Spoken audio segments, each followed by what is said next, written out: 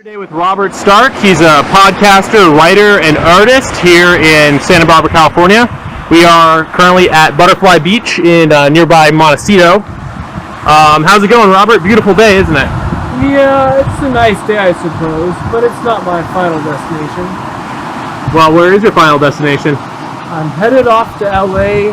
I'm off to meet the one man who's mastered the art of using blogging and online media to achieve the ultimate social status, the ultimate narcissistic supply. This man is a great spiritual guru and moral leader. This man is Luke Ford. Here he is.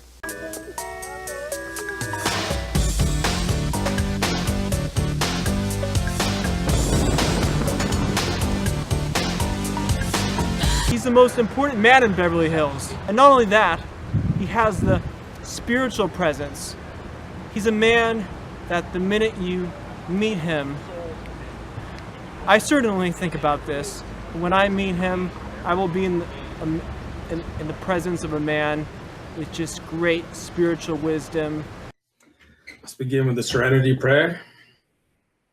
God, grant us the serenity to accept the things we cannot change, the courage to change the things we can, and the wisdom to know the difference. He has the keys to unlock the doors to ultimate social status.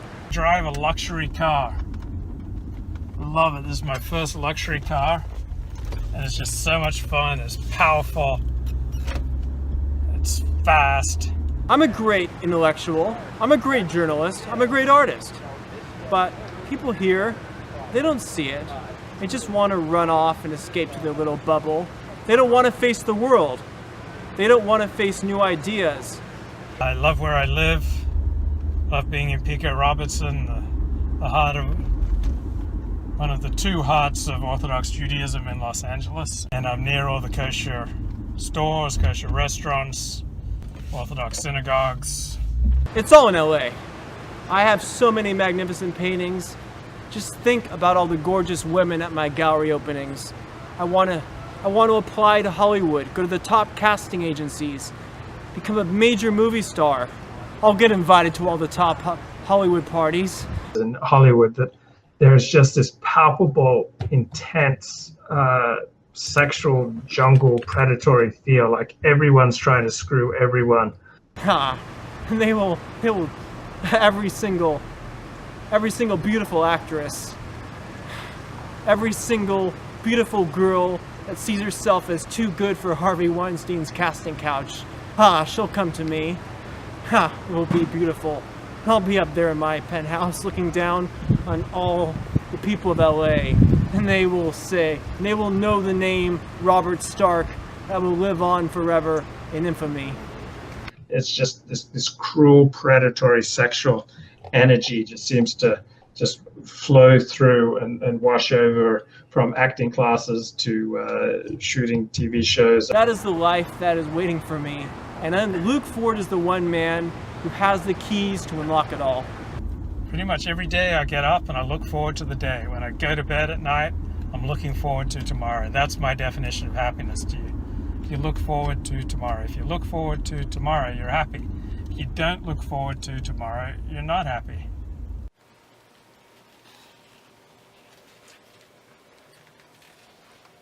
This is a Montecito magazine, very prestigious. This is my painting right here, featured in the art, wine, and food section. Just think about all the multimillionaires and celebrities who read that. They should be putting down big shekels on my paintings. This is the Wynn Resorts and Casino in Las Vegas.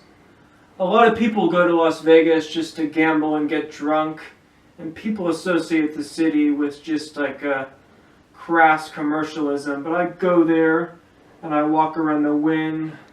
I like to take lots of photos for inspiration. It truly is like the retro futuristic fantasy world where all your dreams can come true. So I first visited Las Vegas back in 2010. This is a classic vintage Las Vegas. Just imagine what it must have been like back in the 70s or 80s, walking around at night, all the like magnificent animated neon. This painting was inspired by the film Mishima, A Life in 4 Chapters, directed by the great filmmaker Paul Schrader. One of my favorite films of all times. Superb aesthetics. This was inspired by the scene where Yukio Mishima was in that hotel where he had that sexual experience.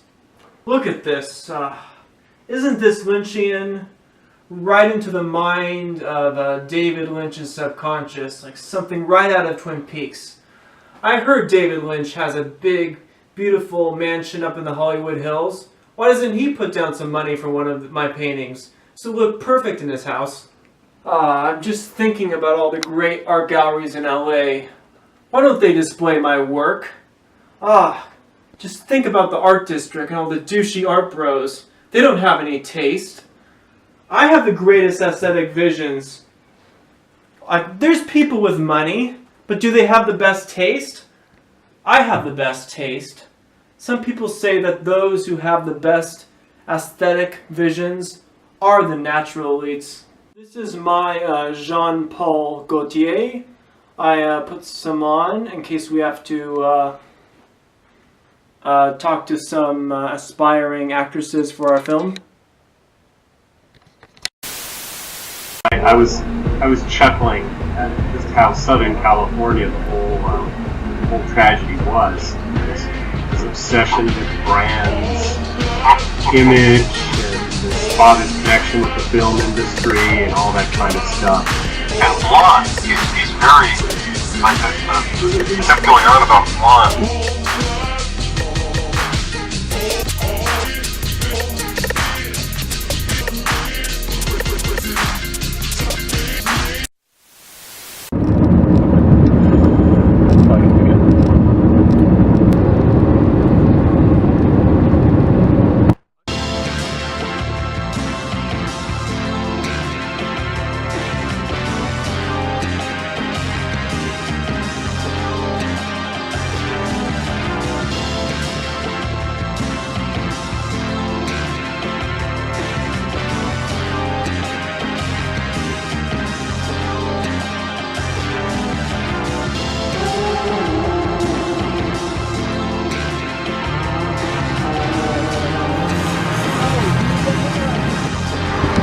All these Hollywood big shots.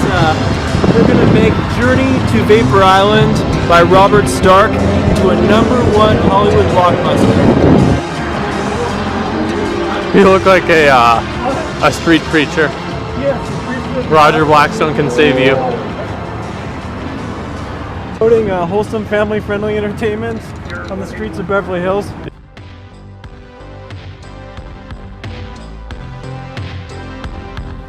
There are 3 kinds of men in this world. Those who were born to serve, natural-born slaves.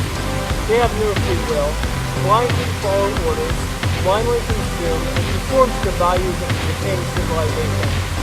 They are not merely proletariat, rather they make up much of the petit bourgeois. Those who have just enough material comfort, but they are enslaved to the elite, either out of coercion or conformity, foolishly convinced that they will one day be part of this elite. Then there are the exploiters, the parasites, those who control and manipulate the conformist masses. See, the true aristocrat is suppressed, forced to rot in silence. We must rise up and establish true aristocratic order, true justice, true aristocratic radicalism. We shall build a new imperium that replaces decaying society.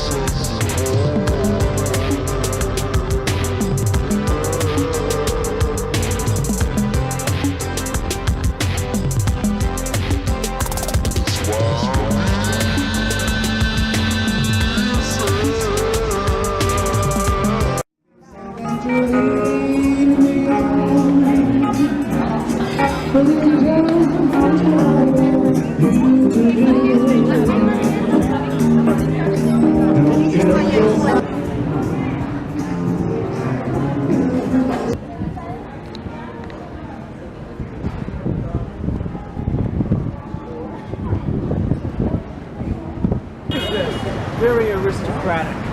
This should all be mine.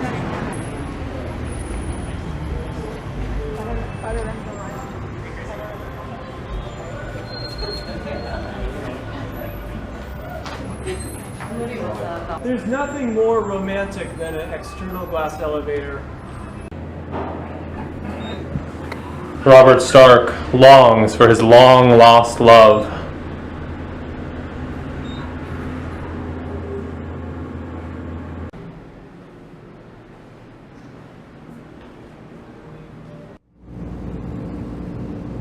This is Robert Stark in his penthouse suite, looking out over his fiefdom. Oh, it feels great to be at the top of Los Angeles, such a wonderful cosmopolitan city, to be a king, an aristocratic radical. Oh, but it can get lonely at the top.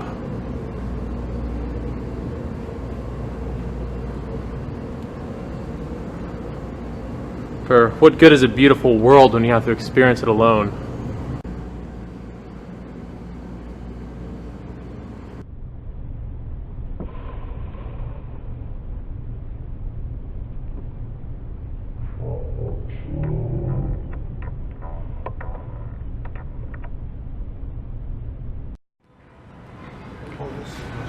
Down on his luck, Robert Stark decides that his only hope of getting his book made into a film is to pay the price at Sue Collini's casting couch.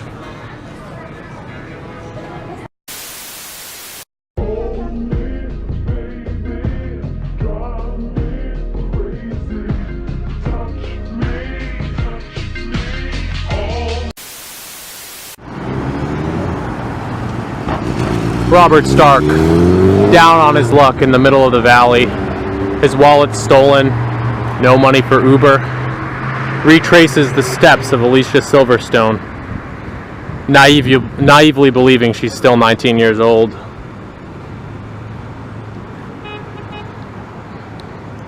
Will Luke Ford save him from his woes?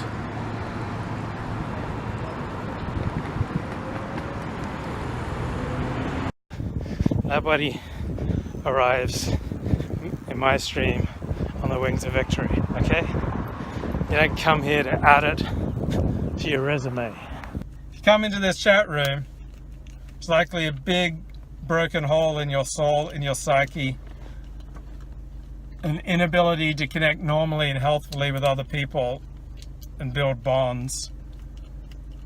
And at the same time, you're all on fire to tell everyone else what to do, okay?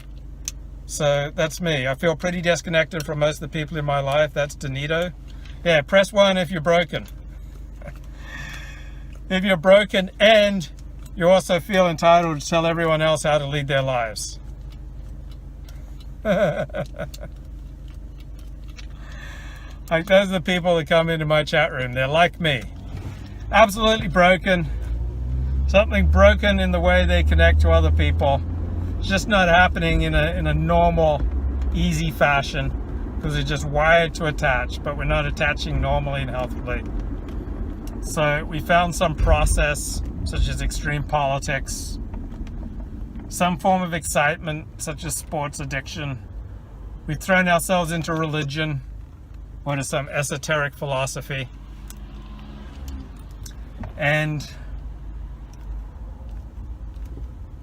this doesn't do the trick, and yet we feel completely entitled to tell other people how they should lead their lives. We've got all these plans how to remake the world, and yet at core, when we're alone and we're silent and we have nothing to distract us, no substance, no process to distract us, we're fundamentally uncomfortable with ourselves.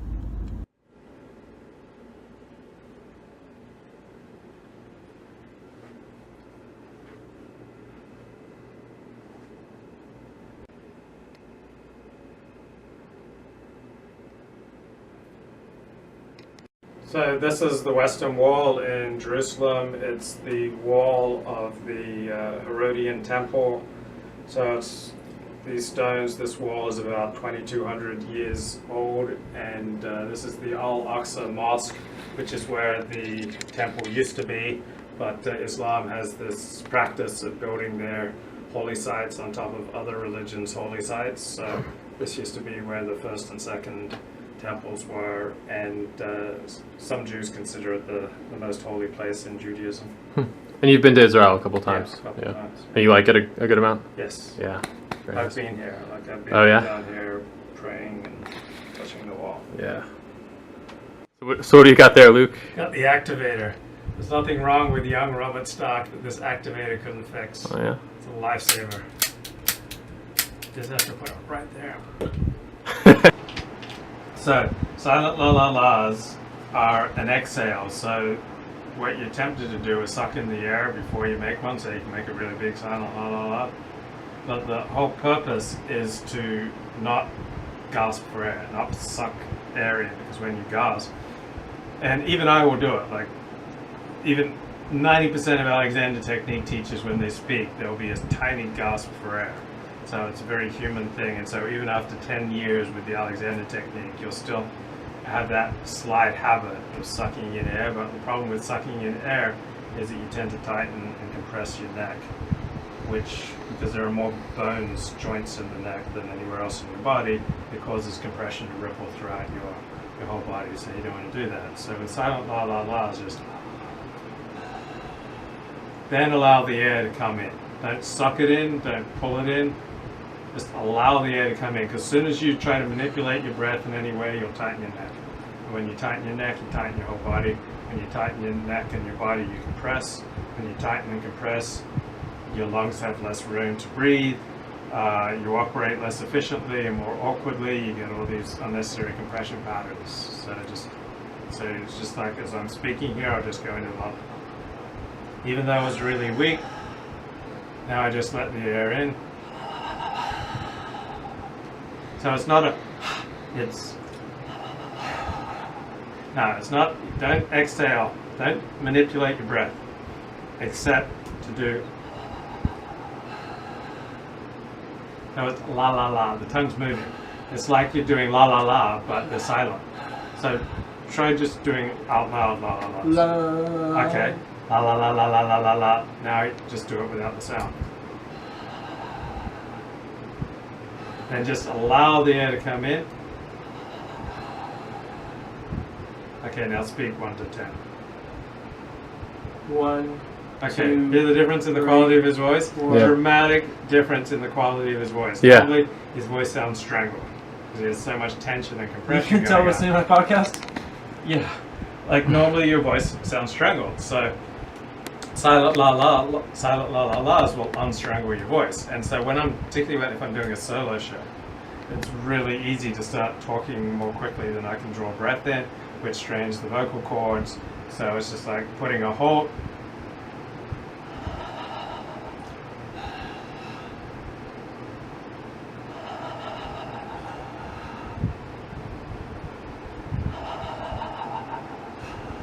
and it's also a really good thing to do with girls when you first meet them.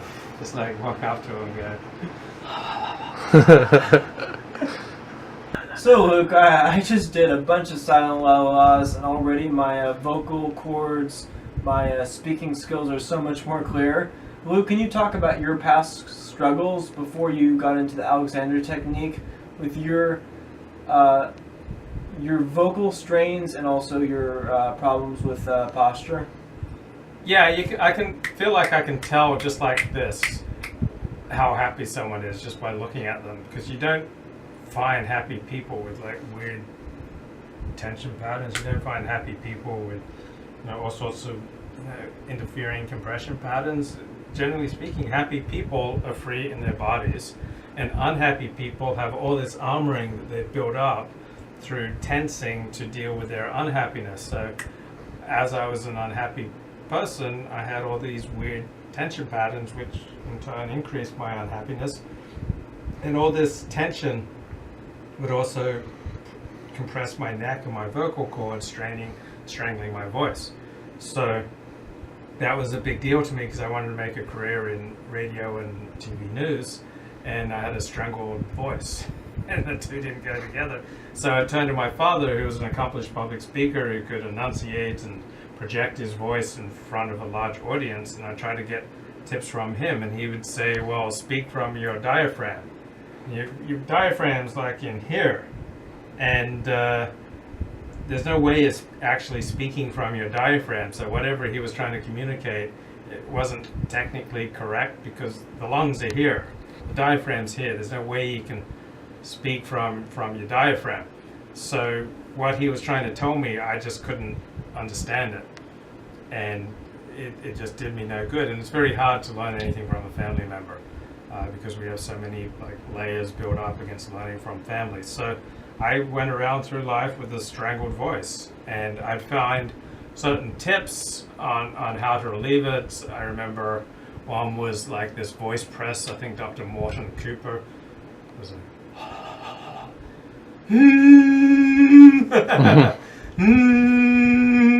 right, ready, really. Right, ready, really were like the magic words that he'd recommend. Change your voice, change your life.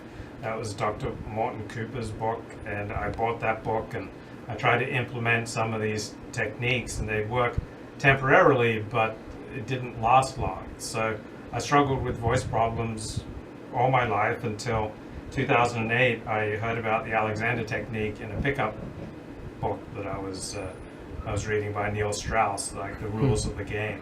He had one sentence on the Alexander technique, that women prefer guys with good posture, and the Alexander technique was more helpful for posture than anything else he knew. So I went looking for Alexander technique teachers, and the first two didn't get back to me, and so I just kept looking and looking, and I thought, well, I know this is hands-on, I might as well choose the most attractive Alexander technique teacher out there. And I found someone who was very attractive, started taking lessons with her, and turned out to be Neil Strauss's teacher.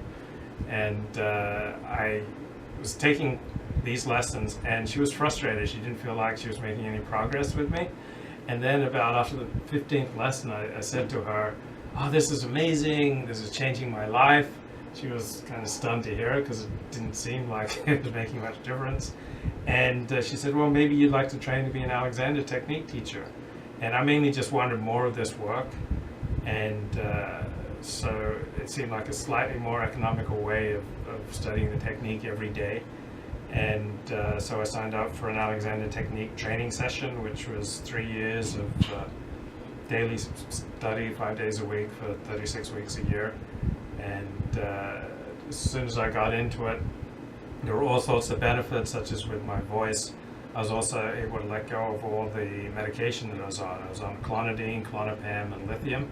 And within my first 2 months of my daily Alexander technique teacher training, I was able to let go of all those medications. I still struggle with my voice for another year or so. I remember I was going to give a public reading of a short story I'd written, and I'd get nervous and I couldn't project my voice. And so my Alexander teachers worked with me. And when I got up to give this reading, I couldn't really project to the back of the room. And then I put my hand in my pocket and relaxed. That kind of relaxed me by being able to put my hand in my pocket, and then suddenly my voice just filled the room.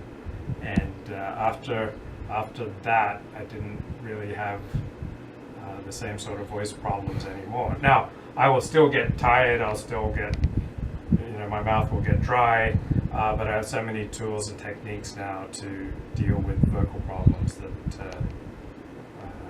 my voice problems are a thing of the past. Luke, so the reason I came up here is I just got here from Santa Barbara, and I've been dreaming about what my life could be. I've been having all these great visions, Right. and I feel this sense of emptiness that I have this great potential, so I've came on a quest to LA to achieve greatness, and I want to meet with the one spiritual guru who has all the answers. So you're really asking me about maladaptive daydreaming. So I remember when I was about 6 years of age, my parents were about to host a dinner party, and they wanted me to not be disruptive while they put everything together. And so I sat in a chair, and I remember distinctly I just told myself stories. I just kind of put myself into the stories of Treasure Island and Coral Island and these other boys' adventure books, and made them my own.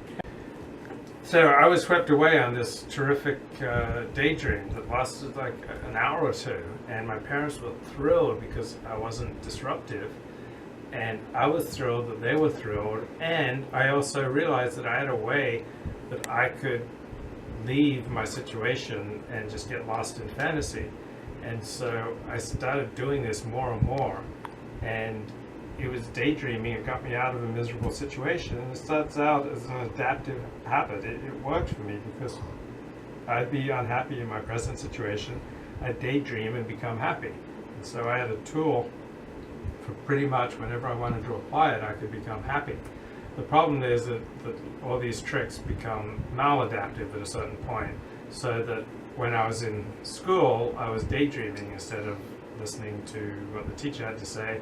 When I was at work, I would daydream instead of doing my job. When I was in a social environment, I would often daydream instead of interacting with people. I would spend my days daydreaming, and as my therapist said to me at one point, I'd hate to see you lose your life in a delusion. My therapist said to me, I'd hate to see you lose your life in a delusion. So a certain amount of daydreaming can be adaptive, but if it starts interfering with your work, interfering with projects that you need to do on your own, interfering with your relationships with other people, interfering with your ability to socialize or to plan or to live in reality, then it's maladaptive. So I have all these dreams that I want to accomplish, Right. and these great visions in my head. Right. How do I go about successfully implementing those goals? Well, you write them down and you set benchmarks for achievement, and when you meet the benchmarks, you reward yourself in a way that's not harmful. So, for example, let's say you want to have 10,000 followers to your podcast, and let's just say right now you've got 250. So you set yourself the benchmark of every month you want to add another 200 followers to your podcast. So if you once you add additional 200 followers to your podcast, then you reward yourself. Okay, now I'm going to sit down and I'm going to watch this 3-hour movie that I wanted to watch. Something concrete way of rewarding yourself for meeting the benchmarks.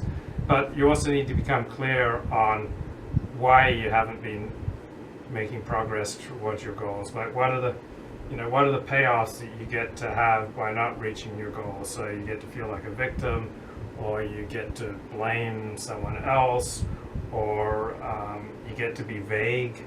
Usually underachievement is a disease of vagueness. So often, because our situation is so miserable, that we like to be really vague and not confront the reality, the painful reality of our lives. And so reality is often a very rude shock to us.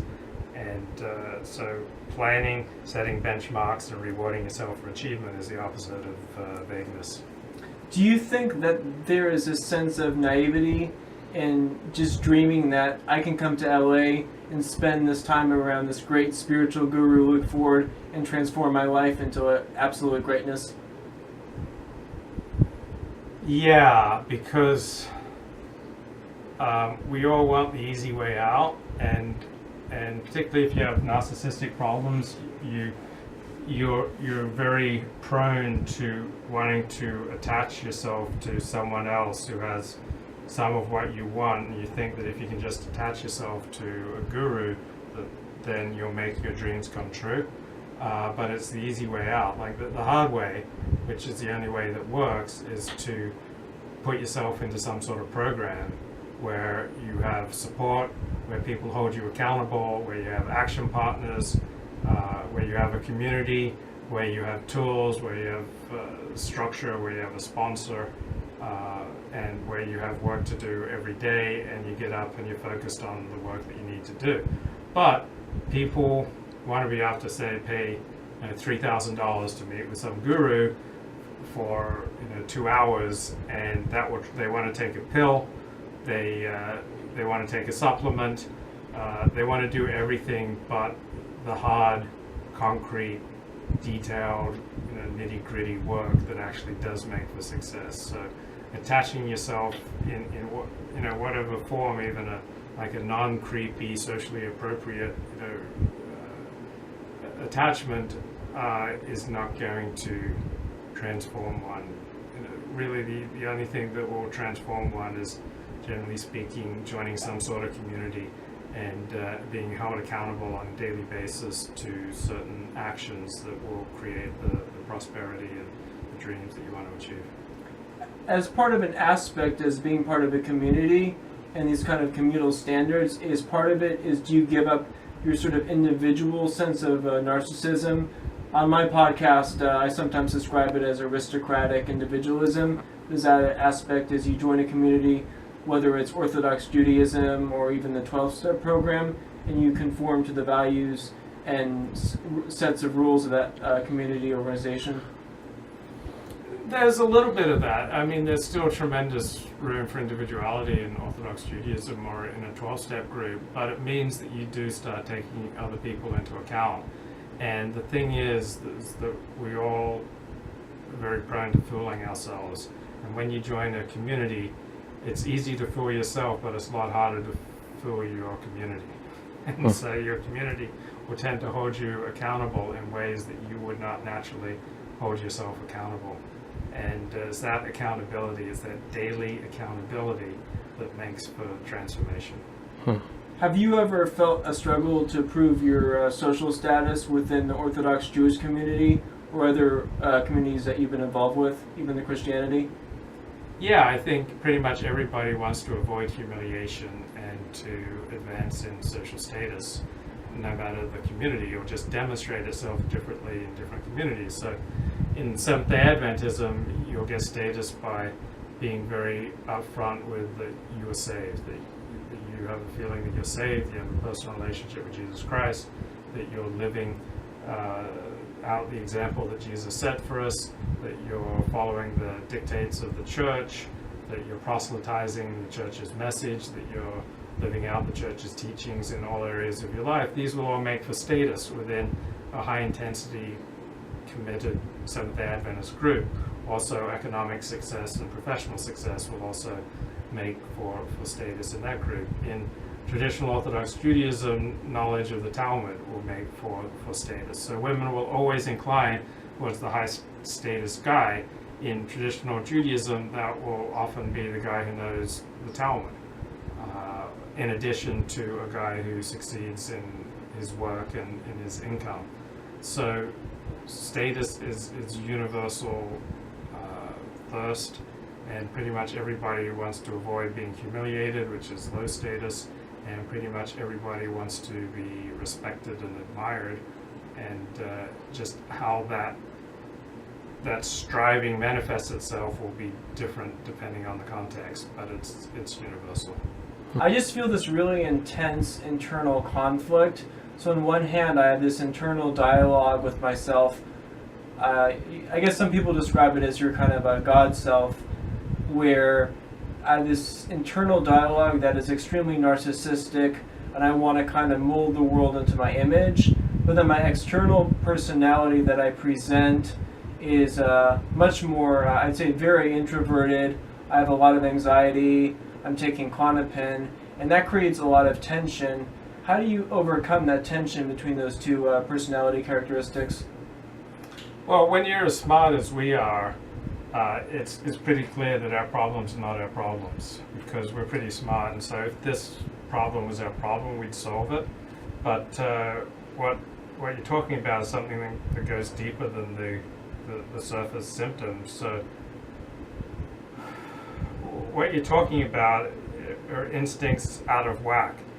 And so on the one hand, you're spending a lot of fantasy time about how you're going to mold the world, but you're spending so much time in fantasy because you don't connect normally with other people, so you're spending a lot of time alone. And because the reality of your life is so painful and frustrating, the more you want to get away from it into fantasy. And so if you were able to think back to times in your life where you had a lot of strong connection with people, you'd notice that during those times you weren't spending as much time in fantasy.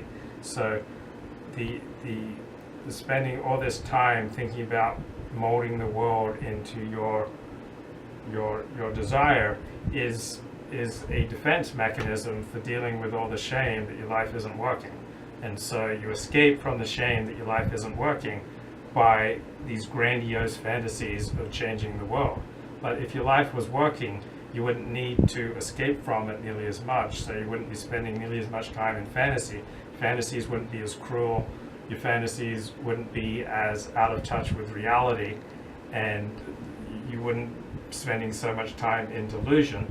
On the other hand, because you're connecting with other people in your real life, you wouldn't be feeling nearly as much anxiety, because you would know that you had friends, you had community, you had connection, that you mattered, that you were significant to people, that they liked you, then your anxiety levels would come down. So this enormous dichotomy would start to melt away. Your fantasies would, this is what I noticed, my fantasies initially, once I started going to a 12-step program for sex addiction, my fantasies diminished in intensity, diminished in duration, diminished in cruelty, just going to meetings. But I noticed that my sexual fantasies became less cruel, less intense, and took up less headspace, that I would feel sober just walking out of a meeting. And then I was able to interact with people for a time just in a sober state. Because I was in a sober state, I was able to interact with people in a more healthy way. So I was having more meaningful connections with other people. As I developed more meaningful and durable connections with other people, I had less need to escape from my shame into fantasy. So the less time I was spending escaping from my shame into fantasy, the better equipped I was to interact and connect with other people. So I was forming a virtuous circle instead of a destructive circle, which is real life is real frustrating. I feel intensely ashamed of this, that, and the other thing. Therefore, I need to get away from that shame. Let me escape into delusions of grandiosity. G'day, mate. Luke Ford here with Greg Johnson, the editor of Countercurrents. Hey, Torah fans. Luke Ford here with another Torah Talk. Rebbe Luke in the house. We're going to have a tish. We're going to drop some red pills. We're going to take our magnesium supplements. We're going to drink our almond milk without any added sugar. About a year ago, I got a Logitech HD cam, so it gives me much better quality. I mean, I spent $180 on it, not that much, so that's about a year ago. Then I bought the standing desk about 6 weeks ago, and then I needed to buy a regular desk underneath it to support it, so then I had to hire someone to assemble it. And so about 6 weeks ago, I decided to upgrade the technical quality of what I'm doing. About a month ago, I bought a Shure mic, cost me $400, and I bought a Behringer sound mixer for $200 to increase my audio quality. I just leave a shirt over it so it doesn't get a lot of dust. And bought some new software, and so I spent about $1,000 to upgrade my technical quality of my streams. I still have a fierce steep lighting curve so that I can master a lot of this new technology that I bought. What I did is I watched J.F. Garepi's stream on how to look and sound like a pro on YouTube. And so I just basically followed all of his advice, and this is my tea. I went to this tea shop and I really liked this Shangri-La tea, and so I bought a lot of that, and it's a good place for me to Good stand for the camera. and of course I bought the stand for my mic. And don't forget my $100 for my Topo standing mat. So it's a lot more fun than an ordinary standing mat because it gives you happy feet. You move around. So if you don't have this, what you tend to do is you just kind of lean to one side. That's what most people do. They don't stand up straight. And so this just gives you happy feet. So I just want to move around while I'm doing my streams, and it's much better than just standing in one place, kind of leaning to one side, and it leaves you more refreshed than if you're just standing here and it's soft, feels good on the feet, and I can do various exercises. So when did you start live streaming in the way that you now do? I went on JF's show, Warski Live, in January of 2018, and it was a thrilling experience. There were 2,500 people in the chat room. The chat room was moving like a river. People were throwing down money. I never heard of super chats before. Yeah. It's like, oh, whoa, this is exciting. And I did really well on the show. I was very pleased with how I came across and the things I said. And I was so energized that after the show, I did like 2 more mini streams. Like I couldn't come down from the show. I was just like, oh, let me live stream. It's like, that's a whole new world. And when I live streamed, I'd get 30, 40 people, as opposed to prior to this, I'd get usually 15 or 20 people. Just watching a video you'd pre-recorded? No, live stream. I've been live streaming since 2015, but like 15, 20 people, like max was like 60. But going on JF's show, it dramatically increased my subscribers. I see, yeah. And so just that evening after the show, when I did my own live streams, it was like, whoa, there are all these 30, 40 people watching live, and then I activated the super chat function on my channel, and now I had a monetary incentive for doing live streams. So basically, after going on Warski Live, I've been live streaming pretty much every day. Look, would you say that streaming can be unhealthy addiction at times? Yeah, anything can be an unhealthy addiction. The way to monitor it would be, what are the consequences? Are you giving up opportunities for genuine human face-to-face connection? Is it negatively impacting your income? Is it hurting your health? For example, when I finish streaming, it takes me at least an hour, usually 2 hours, to calm down enough to be able to fall asleep. So I had periods where I was streaming until 10 p.m. I wasn't coming down to be able to get into the possibility of sleep until midnight, and then having to get up at 5 a.m. for work. Right. So that would take a toll on my health. So I didn't want to do that too often. So yeah, if it's hurting your health, it's hurting your relationships, if it's hurting your income, if you're getting ostracized because of things you say on the stream, if you're getting fired, if you're being made unhappy by your streaming, then you may well be in an addictive state. Yeah. With the whole theme of narcissistic personality disorder and the quest for narcissistic supply, has that been a major motivating factor behind your blogging and YouTube? Yeah, I'm sure that I think it perhaps shows most evidently in my ego Googling. Like, I'll Google my name probably 3 times a week.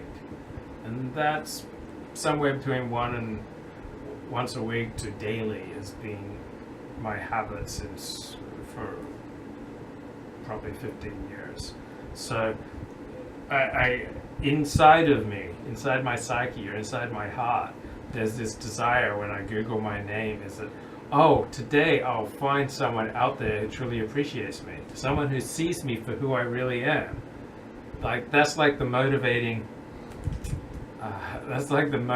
desire, and of course usually what you encounter is something quite different from that, but like that thirst for, oh, here's someone who appreciates me, like here's someone who appreciates my work, or I feel like I did a really good blog post here or a really good live stream here. I wonder if anyone picked up on it. I wonder if anyone appreciated it. I wonder if anyone noticed what I was doing. Like this desire to be seen, like that I am seen, that someone sees me. It must go back, it's an overreaction to feeling unseen in my first 6 years of life.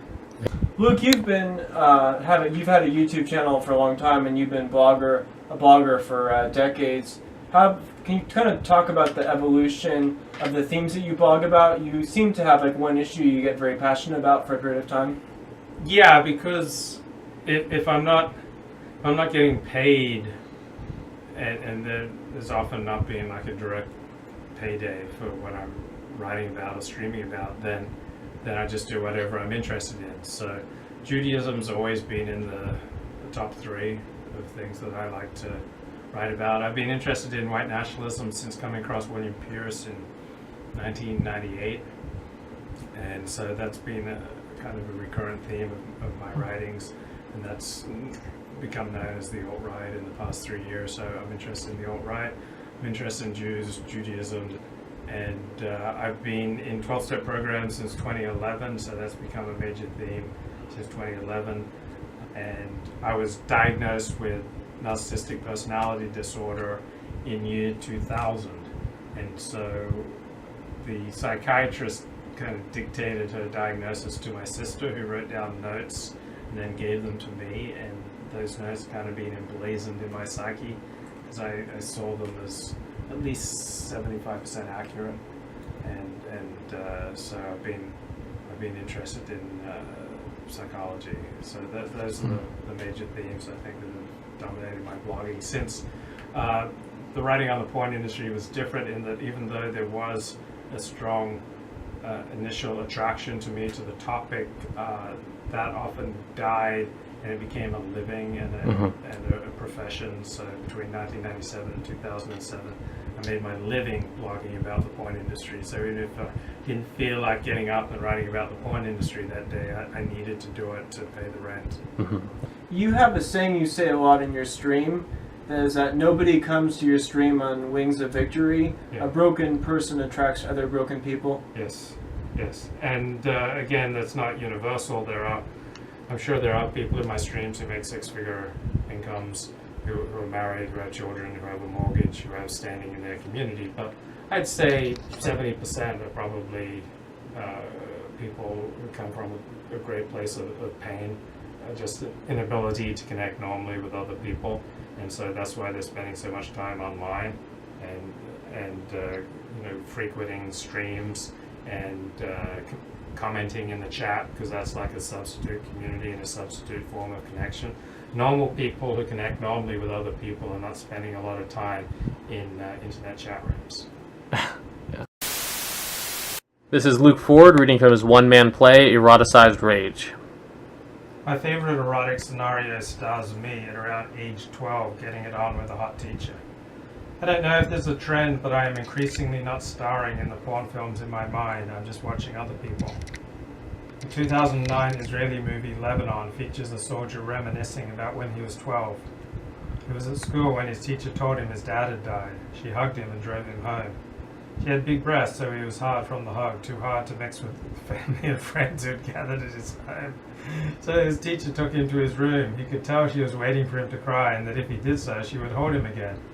So he told himself over and over, my dad died, till he started crying, and then she hugged him, and her breast renewed his arousal. He could feel his erection poking her soft stomach through his pants. Surely she realized what was going on. When he stopped crying, she just rocked him back and forth, and he found himself rubbing against her stomach. Let it all out, she encouraged, you'll feel better. So they rocked back and forth until he came, in gallons, and he realized he did feel better. I love reading news stories about hot female teachers getting arrested for sex with underage male students. My favorite one is of a hot blonde 25-year-old teacher who was in a classroom after school when two of her 14-year-old students came in and forcibly removed her blouse. To stop them from doing anything more, she gave oral sex to one of the boys in her classroom. For me, fantasy doesn't get any hotter than this. I had never had sex with any of my teachers or with anybody until I was 22.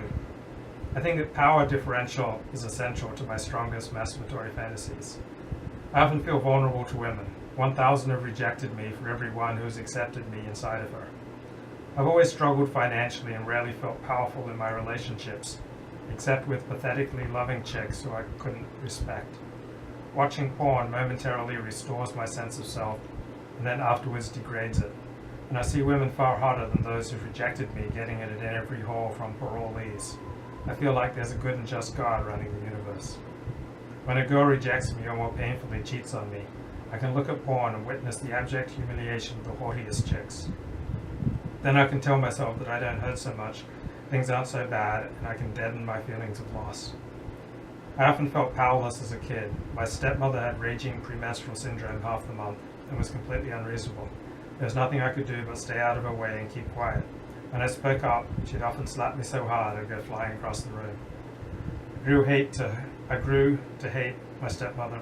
Half the month she was great, but the other half she was a maniac and nobody could control her. She says that as a teenager, I stopped speaking to her as I formed my own identity. Yet I fear that identity is profoundly affected by my feeling of powerlessness as a kid.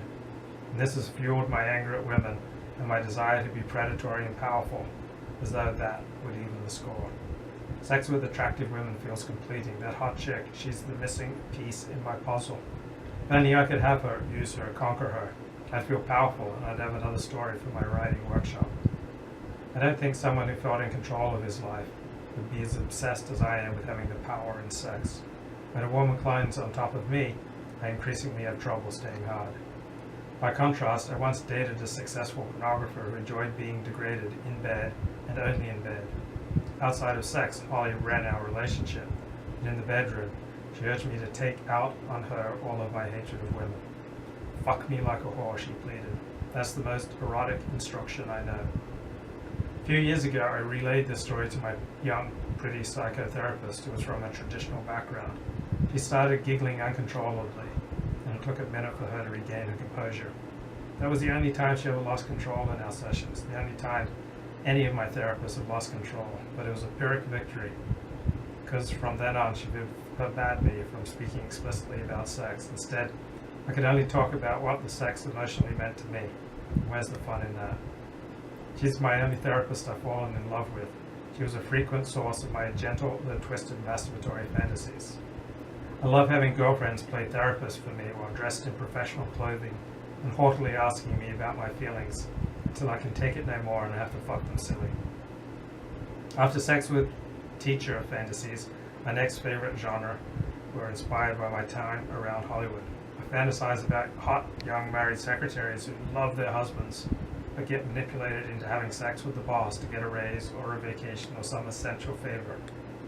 For the fantasy to work, the woman has to have a strong commitment to her husband and to not want sex with her boss.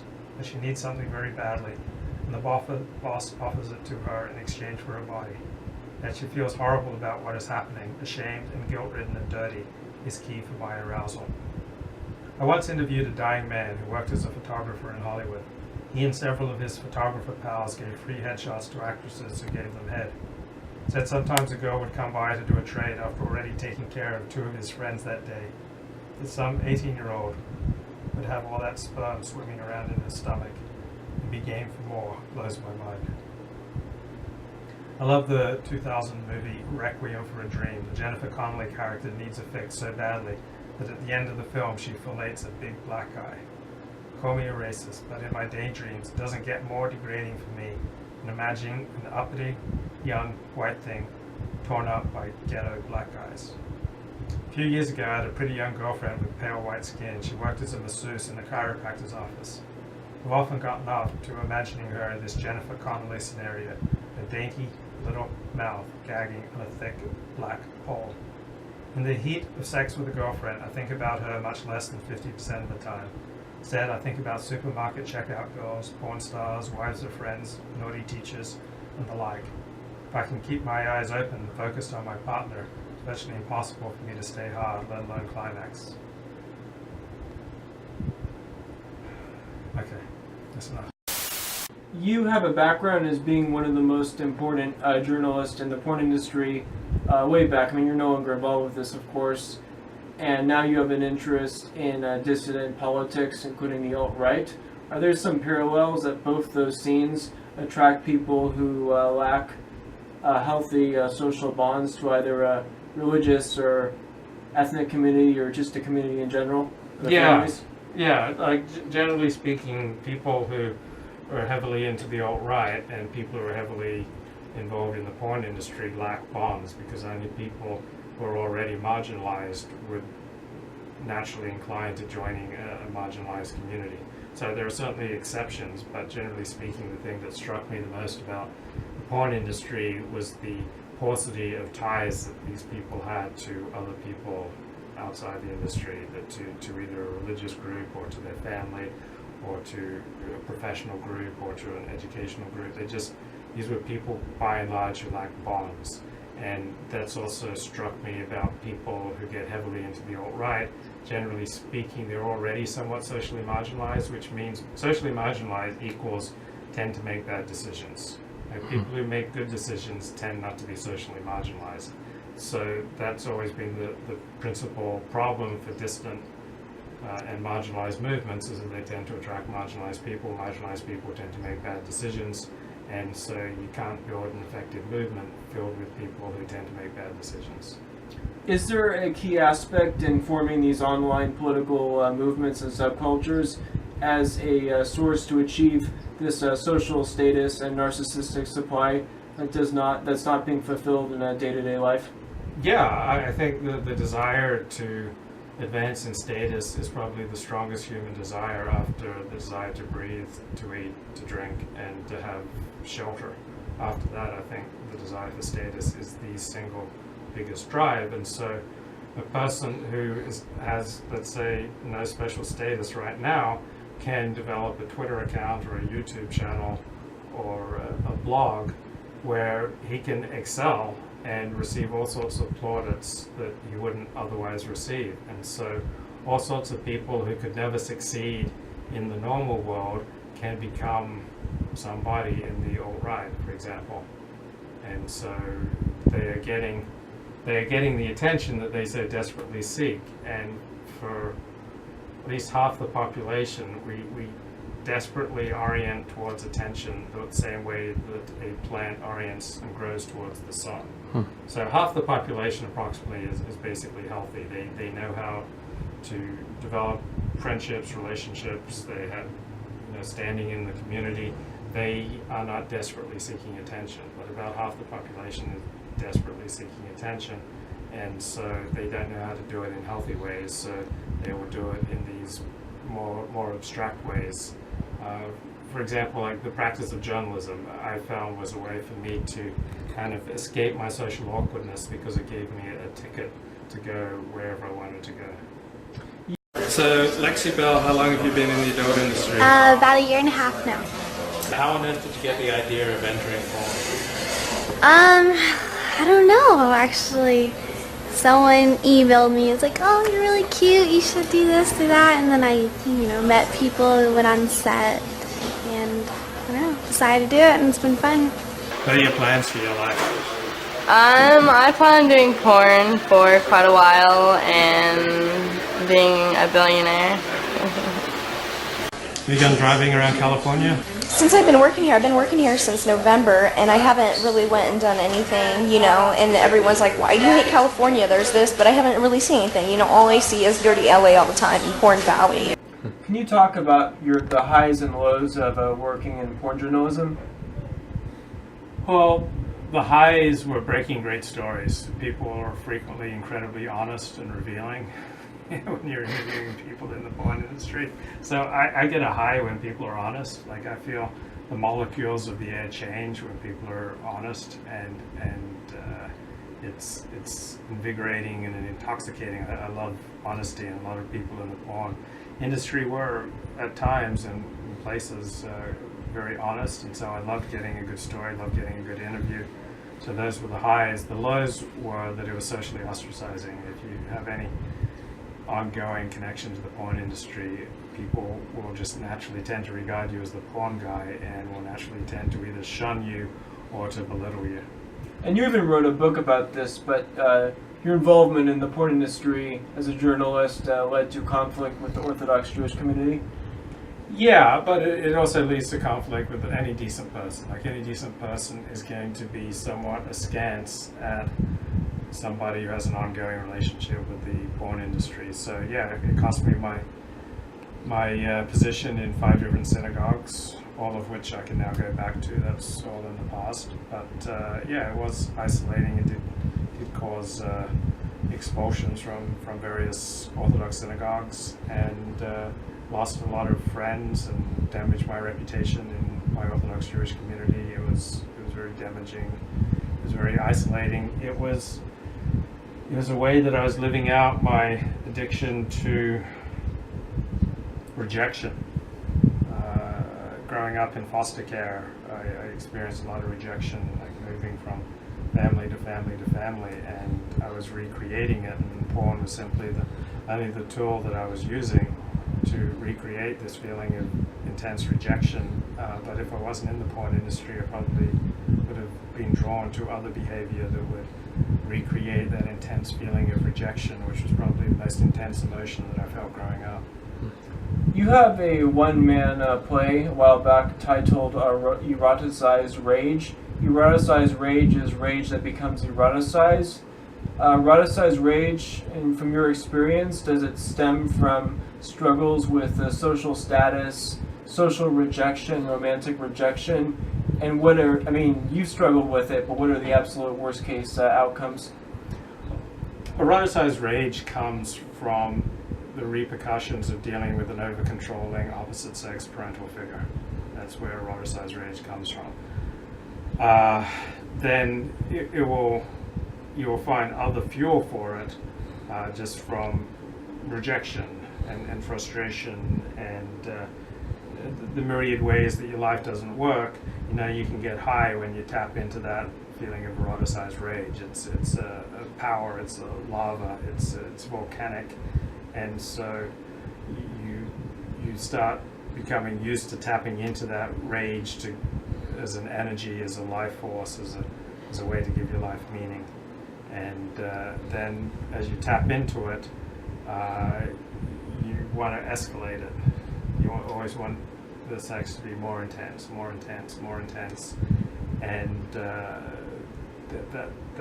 comes at the expense of intimacy. So intensity tends to be the opposite of intimacy, and so I was pursuing intense sexual relationships that came at the expense of intimate relationships, which then left me isolated and alone and unhappy, and even more needing to seek out that power of eroticized rage. There is this big phenomenon with mass shootings, and I guess the most famous example would be Elliot Rodgers and his famous manifesto. What role does eroticized rage play in those incidences? Well, I think eroticized rage is, again, it's a symptom. It's a symptom of inability to connect. And so eroticized rage isn't the primary problem. It's a symptom of inability to connect normally with other people. Eroticized rage is simply the manifestation of the particular way that this problem manifests itself. So if you don't connect normally with other people, you're going to have to connect to something, because we're wired to connect. So if you don't connect with other people, you'll connect to alcohol, or to drugs, or to gambling, or to pornography, or to eroticized rage, or to maladaptive daydreaming, or extreme exercise, or extreme practice of religion, or extreme diet. We're just wired to connect. And so if you don't connect normally to other people, you'll connect to something else. And let's say you deal with your addiction to gambling. If you haven't learned to connect normally with other people, you'll just transfer your addiction to hookers, or to blow, or to extreme eating. We're just wired to connect, and so we have to learn to connect with other people, connect with ourselves, and to connect with God. So you mentioned in that answer about kind of creating the feeling of rejection as almost an addictive quality, and also moving towards extreme things as a sort of can be a transfer of addiction. So I guess, do you think your involvement in the alt-right is at all a transfer of addiction, say from something like pornography, right, to extreme politics? Yeah. And I mean, in some ways it seems like clearly there are aspects of that, but I guess what I'm really curious about is, does that for you, does that ever make you doubt the whole thing? Does it nullify the whole thing if it's just a sort of maladaptive daydream, or is there still something about it that is genuinely like a search for social good, unlike the pornography industry? Is there that transcendent, maybe transcendent's too strong of a word, is there that quality of the alt-right that makes it greater than the sum of its extremity? Yeah, part of my investigation of the sex industry is I wanted to see if there was like a transcendent social good from freer sexual expression. And so too, my investigation of the alt-right and dissident right politics has been an exploration of where could this be healthy, where could this be good, where is this powerful and true. And even if my own motives are mixed, and everybody's motives are mixed, if I'm using a craft, I don't have to worry about it. So if I'm using a craft of good writing or a good interviewing technique, it doesn't really matter why I'm interviewing someone. I know I'll get something of quality because I practice a technique that allows people to open up, to express themselves, and that's a good thing if we get more understanding of people and movements. So as long as I'm practicing a craft, then I can feel secure no matter what I'm investigating. So even if I'm looking for the same sort of excitement that I got from investigating the porn industry, now investigating extreme politics, as long as I stay true to my craft, I don't have to worry about it. I can just, this is just what I'm interested in right now, and 5 years from now, I'll be interested in something different. As long as I'm practicing good interviewing technique, as long as I'm treating people in an upright way, then I don't have to worry about, my excitement-seeking motivations, do they discredit what I'm doing? No, I don't worry about it. You can sort of sublimate into a craft or into art, kind of like you do with your painting, Robert. Or what do you do with your streaming? Or is that a mischaracterization of what you're saying? I wouldn't say sublimate. I would just say the craft determines how the motivations are expressed. I see. So the craft shapes my curiosity, whether it's about sex or it's about extreme politics or racial identity or religious identity or nationalism. As long as this motivation is expressed through my craft, then I know I'm on solid ground. So you'd say that there's a transcendently good quality about things that are well crafted.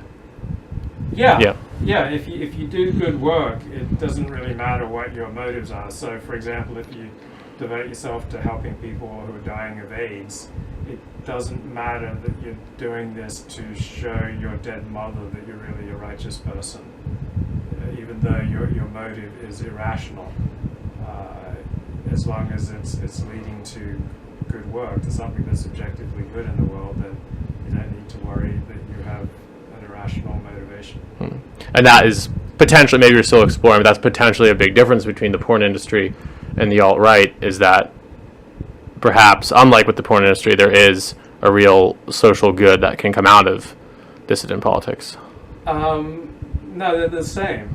I thought I was exploring whether there was a genuine social good that can come out of freer sexual expression. It's a legitimate question, and I explored it. And if there isn't a good, then how much damage is there? And so that was a worthy topic. I'm proud of a lot of my reporting on the porn industry and the interviews I did, as long as I stuck to my craft. And I departed from my craft and became just narcissistic, attention-seeking, shock jock, unfair to people, not upright, dishonest, then I got into trouble. Then I embarrassed myself. Then I did things that I regretted. But as long as I stuck by the craft of good reporting and good interviewing technique, then whether it was on the porn industry or the alt-right, then I can feel calm and peace and even feel some pride in the quality of the work that I've done. Why is everyone obsessed with the alt-right? Because it's fascinating. It's the most exciting, fascinating thing to happen in American politics. I don't know, maybe since Teddy Roosevelt. Hi there, I'm Luke Ford. I'm with Richard Spencer of altright.com. Richard, what the heck is going on with the alt-right these days? You are a special YouTuber in that you are Jewish, and yet you keep attracting a very highly alt-right audience. Who have you met from the alt-right in real life? I met Tom Sunik. I met William Johnson.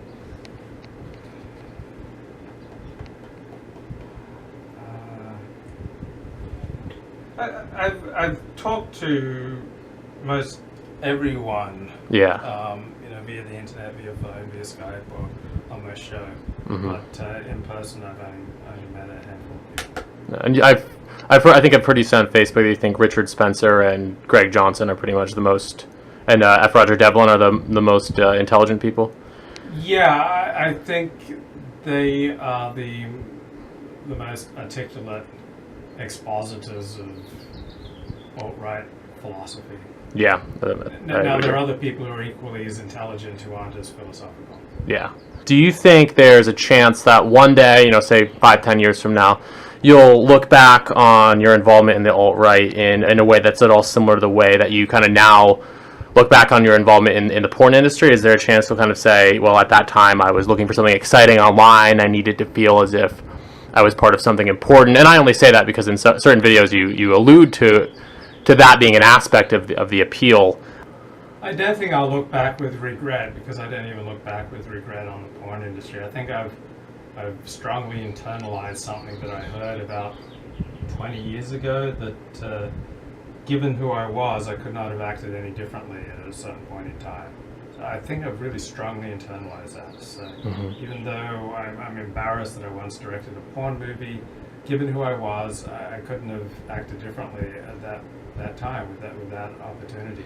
And so I'll probably look back at some of my more zealous streams and blog posts about the alt-right and realize, hey, I was intoxicated by this movement that was incredibly exciting and I thought was a strong response to needs in the West. And I was excited and I was naive. Probably I'll have that reaction, but I don't think I'll ever be filled with regret. If other groups are going to play identity politics, then it's inevitable that white people will play identity politics too. If it's perfectly good and acceptable and even a fantastic thing that blacks play identity politics and that Jews play identity politics and that Latinos play identity politics, and why the hell would it be wrong for whites to play identity politics? So the alt-right is simply white people operating according to the rules of the game. Every other group is playing identity politics. There's no way that white people aren't going to start playing the same identity politics game, as they are the majority that will likely be more effective if they ever get around to standing up for their own group interests.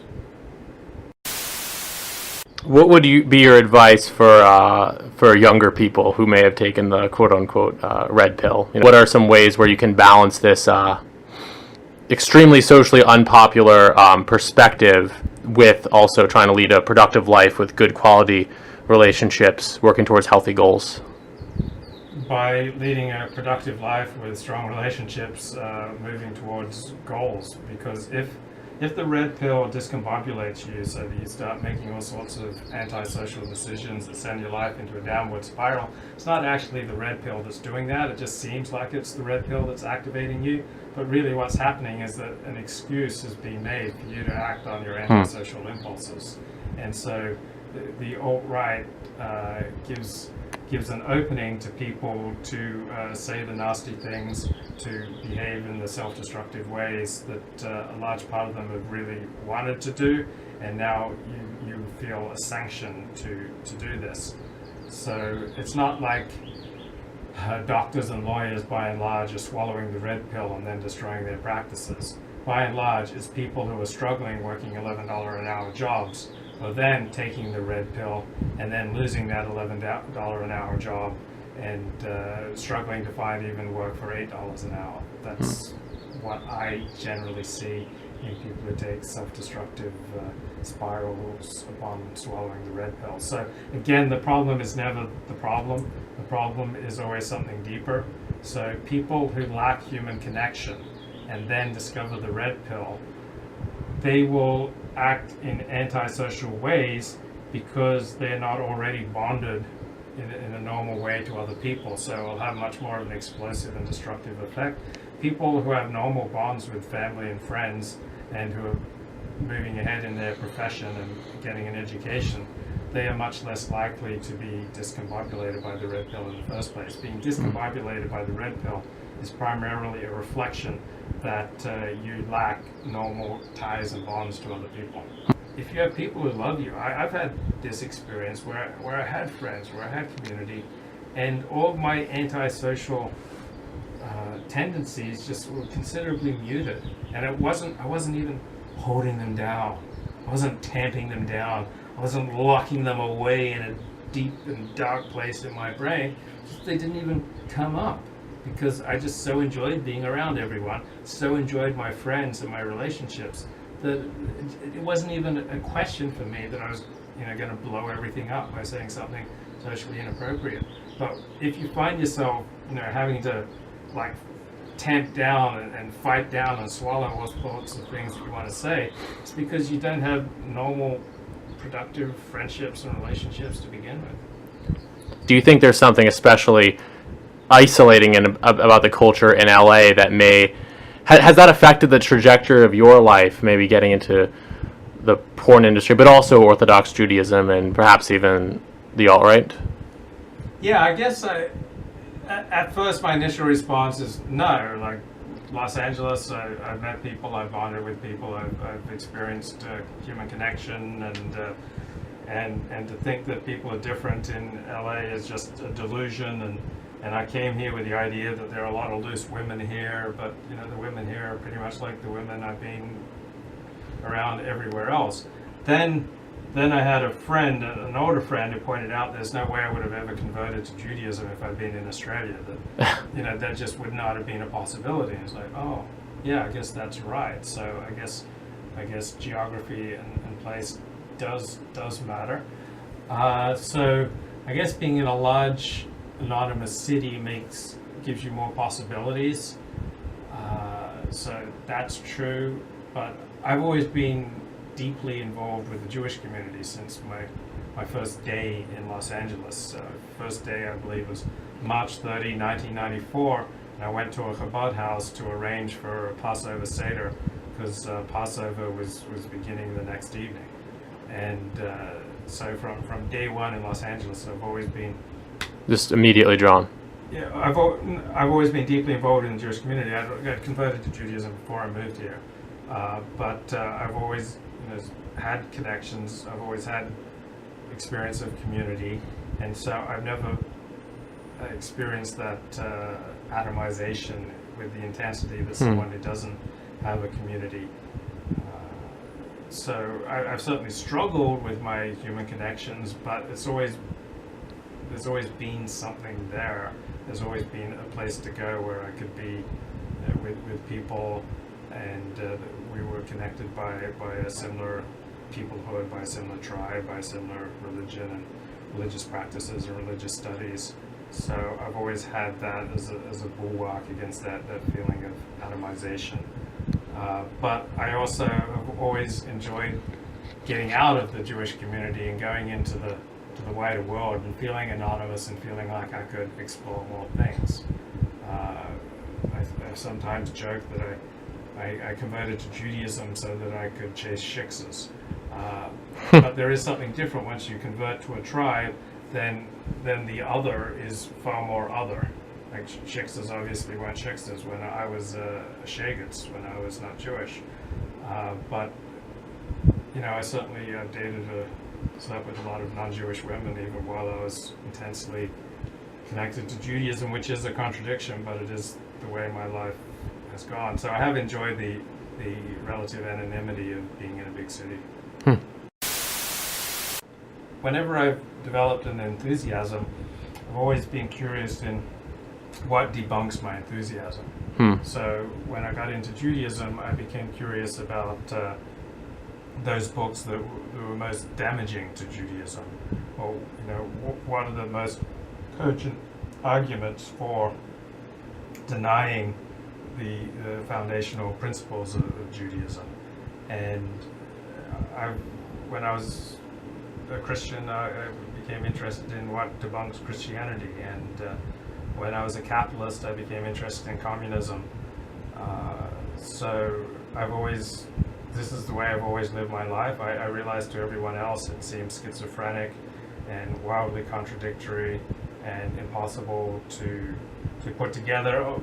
More importantly than impossible to put together, we all want to economize, and so we just don't have enough room in our heads to bother with like who needs to try to figure that out. We just we don't have time to try to understand contradictory data like that, so we just want to, generally speaking, ignore it 'cause we just don't have enough space in our heads. But what to everyone else has seemed contradictory and schizophrenic to me is just the way I investigate everything.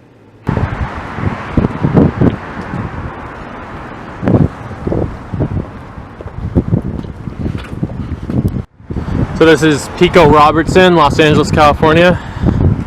Luke, you were saying you've lived here as long as you've lived in Los Angeles. Yeah. 1994. So Luke, are you kind of like a major celebrity in this area? The minor celebrity after appearing on 60 Minutes, I guess, and Entertainment Tonight, like briefly if I get on the cover of a magazine or a newspaper.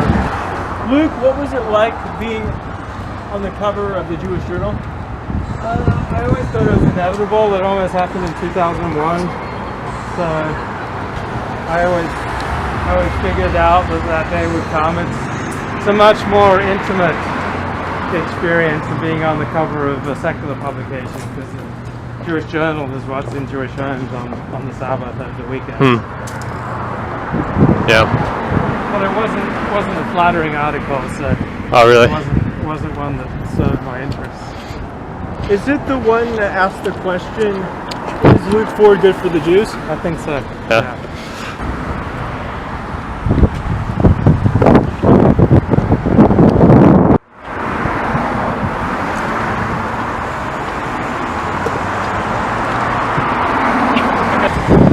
And so you've never really even considered moving away from Los Angeles?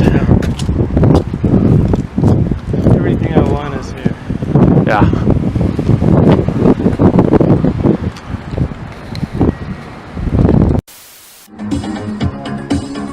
Say something about eroticized rape in the documentary. Eroticized rage. I can always put it on with It's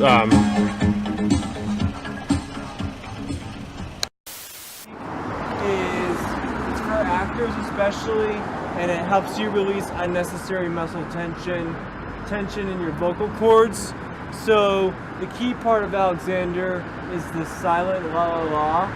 So you don't inhale. You just keep your breathing pattern straight, and you go. Repeat after me. it loosens the vocal cords. Oh, I've done that. I don't want to do that only because my... The silent la la la goes.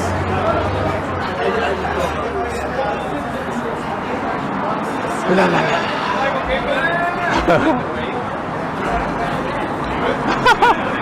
Excellent. Very good, very good. Thank you. We really appreciate it. It's a lot of tongue action Yeah. here. I like that. Yeah. Sure.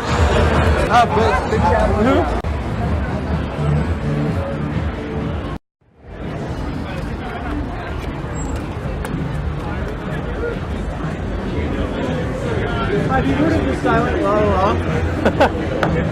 Every day. The silent la la la. His attempts to spread Luke Ford's message of love and equality in West Hollywood having proven ineffective, Robert Stark decides upon an alternative strategy.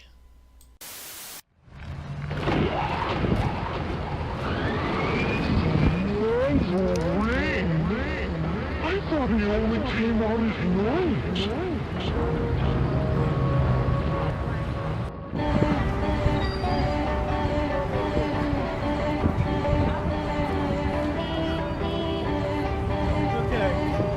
Oh man, what are you doing?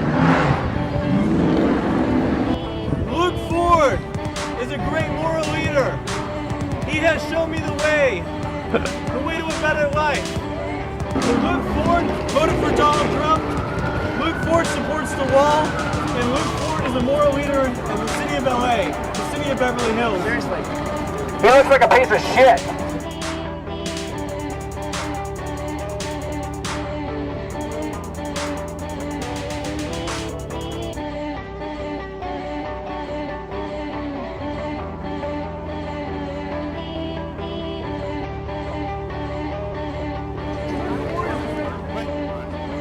Ford is a great man. Luke Ford is a moral leader. Listen to the words of Ford. Watch his live stream on YouTube. Google Luke Ford. LukeFord.net. Luke Ford, moral leader. Stay in your lane. Stay in your lane. Luke Ford is a moral leader. Luke Ford is a moral leader. Stay in your lane. Luke Ford. Luke Ford is a moral leader. Check out his live streams on YouTube. He will give you all the answers to life. Luke Ford. LukeFord.net. Is that right? Are you looking for the answers? I once was, but Luke Ford showed me the ways. He showed me the ways at a better life. He showed me moral guidance. He taught me to stay in my lane. He taught me to stop maladaptive daydreaming and take a cold shower and face the truth. Luke Ford has the answers. Listen to the man.